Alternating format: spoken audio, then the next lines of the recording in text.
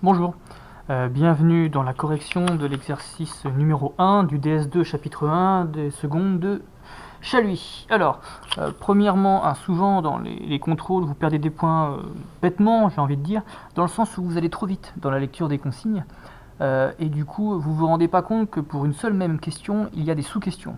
Dans une phrase, il peut y avoir plusieurs consignes. Donc faites attention à bien tout répondre, même aux petites, au niveau des unités, des fois vous allez trop vite, vous perdez certains mots. Prenez votre temps au niveau de la lecture des consignes et des énoncés. Deuxièmement, dans mes devoirs, il y a souvent plusieurs exercices, plusieurs questions qui sont parfois indépendantes. N'hésitez pas à sauter une question pour, si vous êtes bloqué, aller faire autre chose. Allez, on y va. Premier exercice, l'exercice 1 c'est-à-dire les espèces chimiques, les corps purs et les mélanges. Alors, rappel, un corps pur est une espèce chimique qui est identifiable par son corps, son aspect, mais aussi surtout par sa formule ou par son nom chimique. Alors qu'un mélange, c'est un mélange de corps purs, et on va voir un peu comment faire la distinction, comme on avait fait en exercice. Alors, pour l'exercice numéro 1,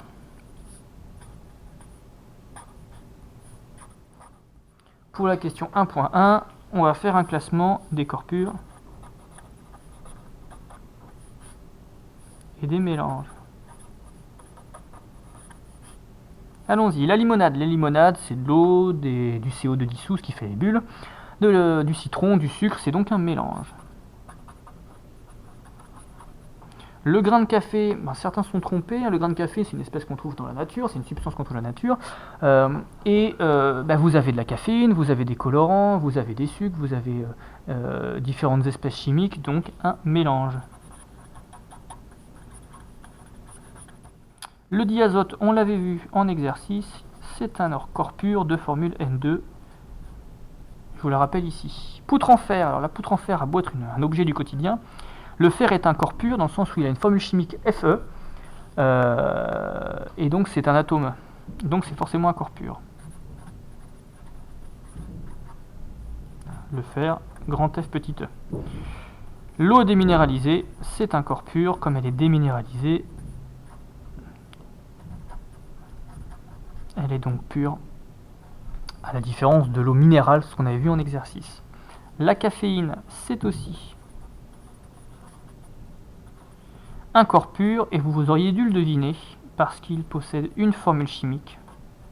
Alors attention, ceci est une formule chimique de molécule, ce n'est pas un mélange, simplement pour dire que cette molécule est l'association de différents atomes. Vous avez fait la confusion entre une molécule qui est l'association d'atomes, et qui est un corps pur, une molécule, et une substance qui serait un mélange de différents corps purs. Et là vous avez fait la confusion. Ensuite, l'acier, on avait vu en cours que c'était un alliage de fer et de carbone, c'est donc un mélange, et l'air, que c'était un mélange de deux gaz, principalement le diazote et puis le dioxygène. Alors, on poursuit au niveau des consignes. Donc on vous disait ici, et ça, ces deux petites phrases, comme il y a une ligne d'espace de sauter, ça correspond à la question 1.2. On utilise la vitamine C dont la formule est C6H8O6, dont le nom est acide ascorbique, pour traiter le scorbut. On peut extraire cette espèce des agrumes ou la fabriquer au laboratoire. Quand on vous demande de qualifier la vitamine C dans chacun des deux cas précédents, c'est-à-dire que la phrase précédente vous prévoit la question, à savoir si on l'extrait des agrumes, elle est naturelle, et si on la fabrique au laboratoire, c'est qu'elle est synthétique. Certains élèves avaient fait la confusion entre synthétique et artificielle. Synthétique, une espèce synthétique est soit synthétique naturelle, soit synthétique artificielle, dans le sens où, si elle est synthétique naturelle, c'est qu'elle est fabriquée au laboratoire pour copier quelque chose qui existe dans la nature. Si elle est synthétique artificielle, c'est qu'elle est faite pour être fabriquée au laboratoire, une espèce qui n'existe pas dans la nature. Et donc on arrive à la définition de définir une espèce chimique artificielle, c'est donc une espèce qui est synthétique, parce qu'elle est fabriquée au laboratoire, qui n'existe pas dans la nature.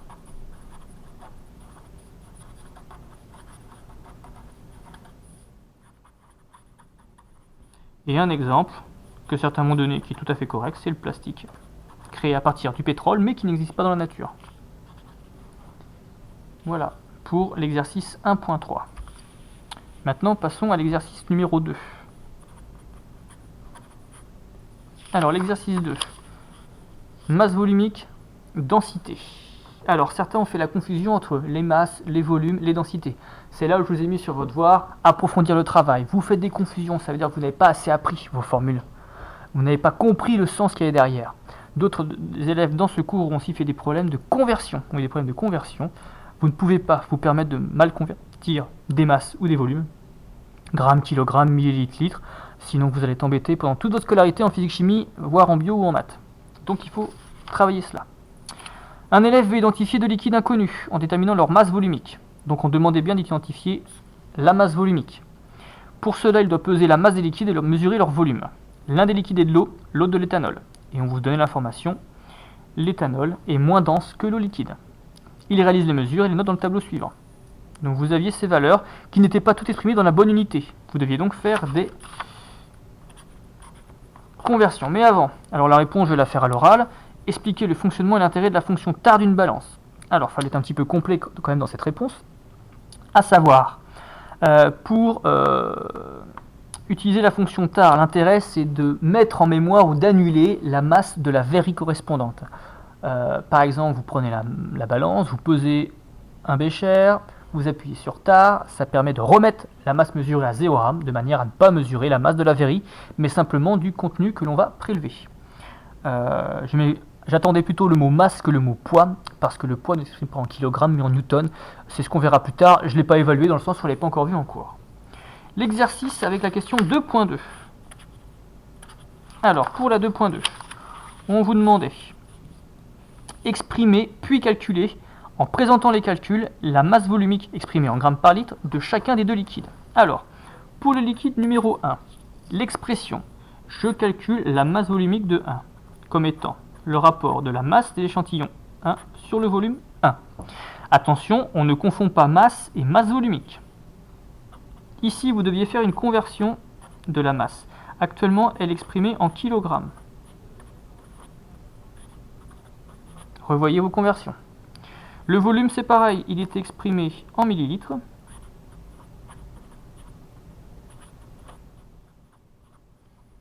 Alors, je pouvais très bien ici utiliser des puissance de 10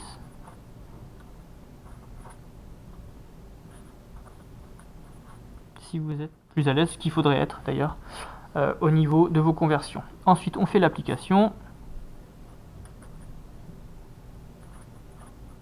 et vous retombiez sur 1000 grammes par litre et on verra dans la question suivante que ça correspondait à de l'eau. Alors je vous la remets un peu quelques instants, hop. Donc on pense aux conversions. Quand on vous dit dans l'énoncé de exprimer cette partie-là, c'est la relation, puis de calculer. Et pensez bien à mettre de côté vos conversions. Pensez aussi à mettre dans votre résultat, hop, l'unité.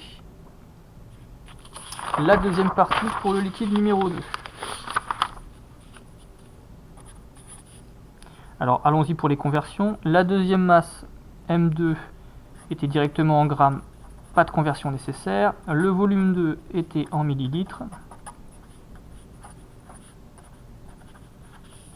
La masse volumique de l'espèce 2, M2 sur V2.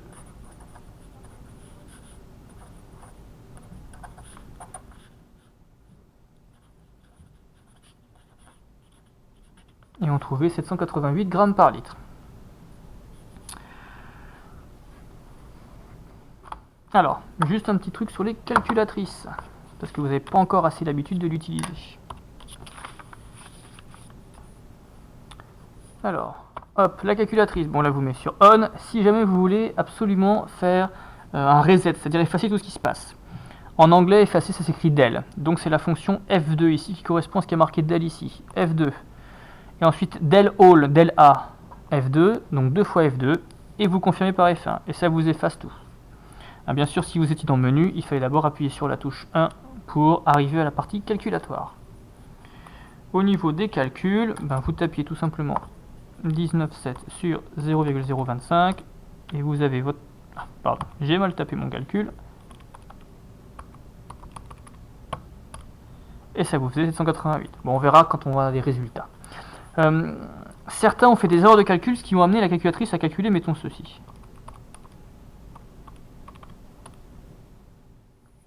Bon, là, il n'y a pas de souci. Il se peut des fois que la calculatrice vous apporte des valeurs avec marqué E moins 0,3. Le E moins 0,3 veut dire 10 puissance moins 0,3. C'est comme ça que la calculatrice s'exprime. Alors, revenons au devoir en tant que tel. Le 2.3, vous deviez en déduire la nature de chacun des liquides. Si je vous rappelle, ici vous avez calculé la masse volumique du 1, on est sur 1000 grammes par litre, c'est la masse volumique la plus importante, c'est l'eau. La 2 à 790 pour un liquide moins dense, c'est l'éthanol. Ensuite, on va terminer l'exercice avec la 2.4, où on vous demande de calculer une densité. Donc pareil, on vous dit exprimer puis calculer la densité de l'éthanol par rapport à l'eau. Alors pour ce faire, on calcule la densité de l'éthanol. Par définition, c'est la masse volumique de l'éthanol sur la masse volumique de l'eau liquide. C'est pas pour rien qu'on vous les fait calculer juste avant. Ça, c'est l'étape expression. On vous met des points pour les relations. Ensuite, vous aviez les valeurs. Et ça vous donne 0,788. On retrouve bien ici une valeur de densité inférieure à 1. Donc, l'éthanol est moins dense que l'eau. Deuxième vidéo pour l'exercice numéro 3 et numéro 4.